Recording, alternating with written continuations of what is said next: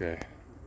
When you're playing tennis for the first time, it might be intimidating to you because most likely if you grew up in the city, you didn't have many tennis courts around you. So if you're already used to playing tennis, then this video might not serve you as well, but it may. When you first go to a tennis court, the first thing that you're going to notice is that you'll probably have a lot of different courts, and you'll probably notice, depending on where you live, that it's reasonably empty. And that's because tennis is an easy sport to learn, but a hard sport to master. It's a sport that requires a racket, and if I had to compare it to any other sports, believe it or not, I'd closely compare it to softball or baseball in that respect. And that you're hitting a flying object and you're trying to put it where you want to put it just by using this tool that has been created for the purpose of doing so. And so let's say you just come onto the tennis court. People have their preferences. If you are a person that gets cold real easy, you might want to stay in the court with the sun, except you're in Florida somewhere. And if you want a little bit more shade, you're going to see some courts are here on the shade. What's the difference? Well, your dehydration. That's the main difference. The other difference is when the sun goes down, the area that's on the shade like this is going to grow darker soon, and some of the points are going to be harder to call. So you might want to play with someone who's real honest, or stay in the sunnier courts, especially if you play later in the afternoon. The perfect season to play tennis, I would say, would be if you live on the East Coast especially, but I would say it's spring or fall. Those are perfect seasonal conditions for tennis. It's not too hot, it's not too cold yet, and you'll notice that as it starts growing earlier, let's say at 4:30 in the East Coast, in some places, what you want to do is try to get there early enough so you get a court, first of all, because a lot of people are going to be at the same tennis court that you are wanting to play because it's not so hot. So you want to get there before, especially on the weekend. On a Sunday, a lot of people will play. At this time, you're going to find a lot of retired people playing, and sometimes they just camp out on the tennis court just waiting for a quarter, just watching their friends play. Something else you might want to do, or you might want to remember if you're going to the court, and you might not know if you grew up in the city, is that you are not supposed to have animals, no dogs, no cats, no ferrets, on the tennis court. You're not supposed to sit on the net. You're not necessarily supposed to touch the net. You are not supposed to roller skate on the court. You're not supposed to bring bikes on the court. You're not supposed to play loud music on the court. And this is something that might get you different looks from the players of all backgrounds that might be playing because they know the rules. So once you know something, you can do better. So once you know the rules, and just like you're going to a gun store, you know not to just go into the gun store with your gun out like this because it's going to raise alarm. So what you want to do when you come in, let's say the entrance is over there, you walk around the court, and also when you're walking behind someone's game, you might want to wait until that point is over. So you might have to wait right there in the green area. If you're going to have this last court over here, you might have to wait about 3 times before you actually get to this last court because you don't want to interrupt anyone's point. So those are the unwritten rules of tennis that's going to gain you favor if you do them once you come into the tennis court. Another thing that you're going to encounter when you play on these public courses is that you are going to sometimes have kids run onto the court and you're going to have to stop play. So if you're very competitive, you might have to consider that once you're playing on a public court. Another thing that you have to consider when playing on a public court is that you are going to have to pick up other people's balls, their tennis balls that go onto the court when you're playing the point. And they'll usually say thank you just to let you know that the ball's there, but that they also expect the ball in return. So you might see a ball rolling by your foot. They might say something like thank you by your foot. And that doesn't mean you have to stop your point right then and there. It just means that their ball is on your court. And they also say it so your ball won't get confused with their ball. For example, you buy a can of tennis balls, you have pen 3s, and I have pen 1s. they might ask you, what are you playing with? And you say, I have pen 1s. And they say, well, we have pen 3s. And then you go and look for the tennis balls that are somewhere in the corner or by the fence, and you look to see if you find any pen 3s. And it's a honor system, and you give them back their tennis ball, and they will do the same if you maintain that honor system.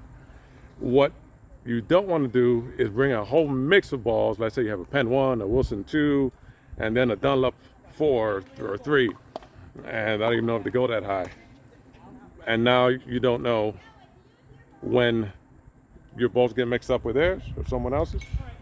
You don't know which ones are yours and which ones are theirs.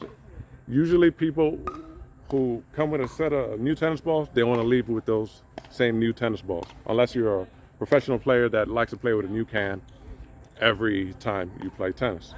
Another thing that you want to remember when you're playing tennis is that you don't want to spit on the floor. If you play in the city, I notice a lot of people like to spit on the floor, and that's a no-no if you're playing tennis.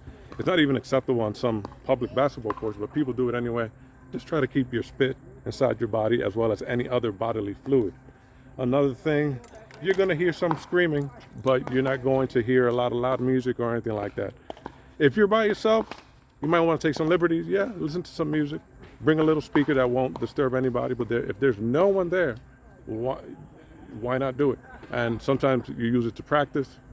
But at the moment where you see other people come in, you might want to just lower it a little bit to be considerate of their game and of their piece. They might be here by themselves, and it never hurts to just bring earbuds and headphones, and you won't disturb anyone. Consideration goes a long way in this world. Another thing you might want to consider when playing tennis for the first time, or at any tennis court, whatever time it is for you, take your garbage with you when you leave. So you'll see a lot of tennis ball cans and lids and tops just all over the place. That's a lack of consideration for the next person, as well as it sets the precedent for the next person to do the same. So now you have a dirty tennis court, and they don't always have people over here to clean it all the time. But this park over here is Paddock Park. They do a good job of maintaining it clean. They also have a bathroom in this park that's also clean, very important. It smells fresh, it smells clean, and it looks clean, no slop anywhere. So that's a positive. Also, when you're playing tennis, getting back to these tennis balls, let's say you just buy 3 cans of pen 1s, and now you have 9 balls on the court. And if I'm not mistaken, I think most tennis courts just limit you to, I believe, 1 can, and that's just so to keep the peace. You don't want to interrupt everyone's game every 2 seconds just because you have extra tennis balls with you, and now you can afford to keep missing. Let's say you're just practicing and interrupting everybody's game because you have about 20 cans of tennis balls that you're just using. Also, when you get to the tennis court and it's empty and there are other people playing, try to skip a space. You don't want to be so close to their game that you're now interrupting their game with all your tennis balls flying all over the place. So as a beginner, or if you're training someone, which you really shouldn't do at a public course, but let's say you just need to make money, you go to a court nearest the fence. So at least on one side, the fence is providing a barrier between your unskillfulness and your swings.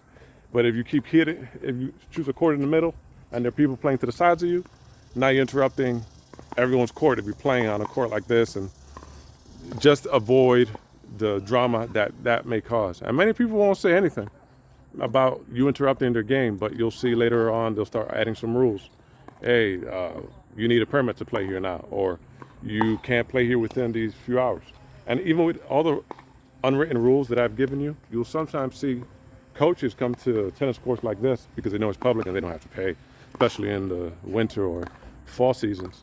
And they'll take up, let's say, 3 or even 4 of the courts, and now there are people who can't play, and they have their students who a lot of times are the first time playing tennis, they don't know the rules or the etiquette of the game, and quite frankly, they really don't care, are now hitting the balls all over the place, and they have maybe 20 people on the court, and no one else can play.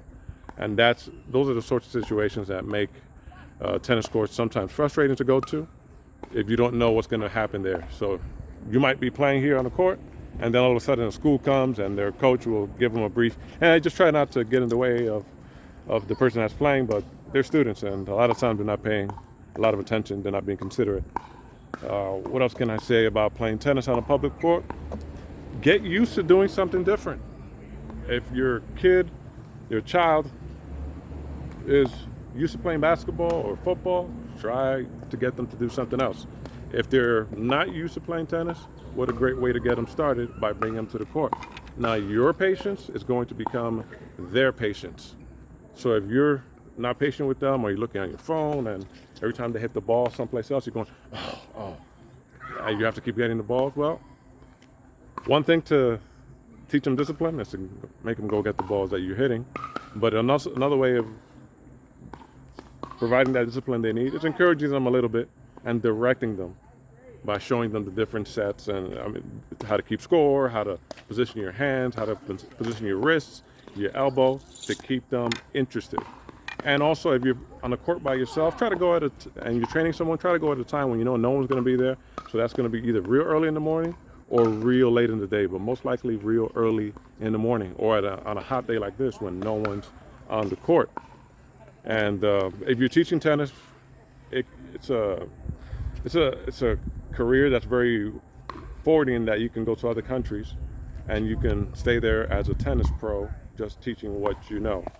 And for example, when I was working with the United States Tennis Association, they would put me in different places throughout the city, and they always have some kind of grant or fund to help people who don't play tennis or have never played tennis, to get them introduced to tennis. And I'll be honest with you, a lot of your job is going to be just motivating them to stay consistent with the sport.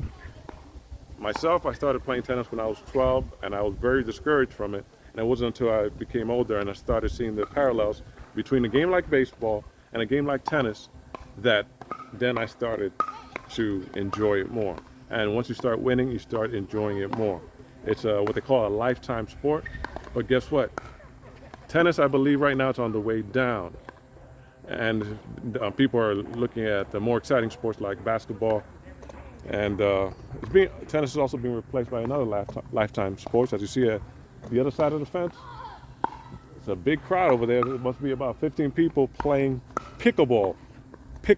So it's a lot less movement, different equipment, but the court is a lot smaller, and perhaps you can have better conversations and be as competitive, but easier on the body.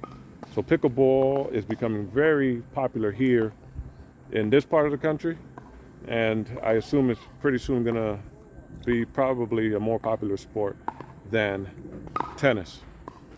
So with that, this has been an introduction to going on a tennis court, what to expect, and the do's and the don'ts. And I hope to see you there soon. Bring a partner, because a lot of times you'll go to a tennis court and there won't be anyone there. So unless you have pre-planned to meet someone there, either plan on practicing by yourself or call someone in advance so they can join you. All right, I'll see you.